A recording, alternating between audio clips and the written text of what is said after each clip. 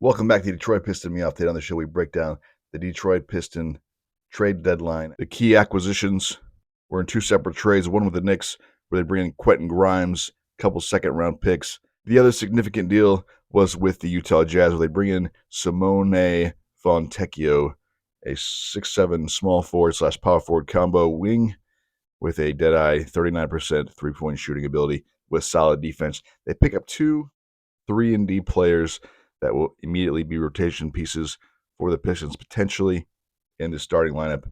One of those players could be both of them. Who knows? Time will tell. Who does Monty Williams want to roll with? Due to the variety of trades and releases today, here are the players that are no longer with the Detroit Pistons: Bojan Bogdanovic, Alec Burks, Monte Morris, Marvin Bagley, Kevin Knox, Killian Hayes, who was released, Joe Harris, who was also released, and Isaiah Livers. Now the players the Pistons added: Quentin Grimes, Simone Fontecchio, Mike Muscala, Danilo Gallinari, Troy Brown Jr., Shake Milton, love the name, Evan Fournier, Malachi Flynn, and then Danuel House, who's released, and also Ryan Arcidiacono, who was also released.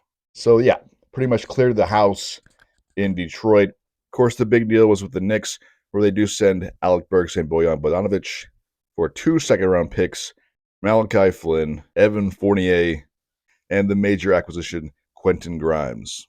The only major problem that I had with this trade deadline was the Pistons weren't able to bring in a first-round pick by sending out both Bojan and Alec Burks, as well as Monte Morris. Not bringing in one first-round pick is a bit of a disappointment, but they were able to bring in a couple second-rounders and a couple rotation pieces / fringe starters in Quentin Grimes and Simone Fontecchio. So they have a couple core pieces in Quentin Grimes and Simone Fontecchio that should add a little bit more on the defensive end.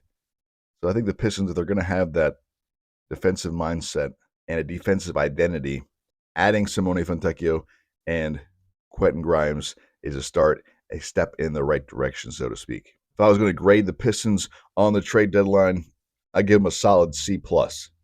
They added some shooting. They added some defense. They got what they could, although I think they could have gotten perhaps a bit more last season if they would have traded Alec Burks and Bojan Bogdanovic. However, they took what was available to them, which was a decent return. I think, Quentin Grimes is a first-round caliber player, and his potential upside there could be a solid fit for the Pistons. Basically, this trade deadline goes down to how good Simone Fontecchio and Quentin Grimes are going to end up for the Pistons. If they brought in two solid rotation pieces, hopefully a potential starter, perhaps in that mix, then in retrospect, we will look back on this and say, hey, this was a win for the Pistons. So now let's take a look at the starting lineup and rotation now that everything is discombobulated. Everything is jumbled up. The team is in disarray. They go up against the Portland Trailblazers tonight, and definitely will be a skeleton lineup, as I doubt any of these players will be in action. Perhaps Simone Fontecchio will be available in this one. Cade Cunningham, also experiencing some knee soreness, may not be available for this game. So what will the starting lineup look like with the Pistons at full health? One major factor for the Pistons to have success in the future will be how well Cade Cunningham and Jaden Ivey are able to work together. So the starting lineup now, I would assume, would be Cade Cunningham and Jaden Ivey. At the small forward position, I would say Simone Fontecchio. Power forward Isaiah Stewart. Of course, he's still out with injury right now, but when he returns, he most likely will still be the starting power forward. However, I think there could be some better options in that regard as well. And then at center, Jalen Duren.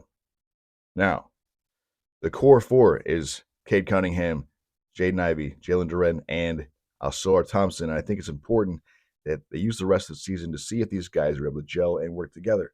So a lineup with all four of the core four in there would be the core four plus probably Simone Fontecchio, or perhaps even Quentin Grimes. Another lineup that could be a possibility would be point guard Jaden Ivey, shooting guard Cade Cunningham, small forward Quentin Grimes. In actuality, probably be Cade Cunningham with a small forward and Quentin Grimes the shooting guard position. Power forward Simone Fontecchio, and center Jalen Duren.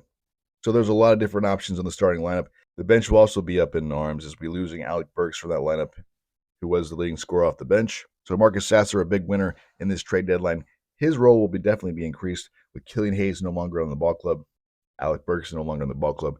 Leading the second unit in terms of scoring will probably be Marcus Sasser's role.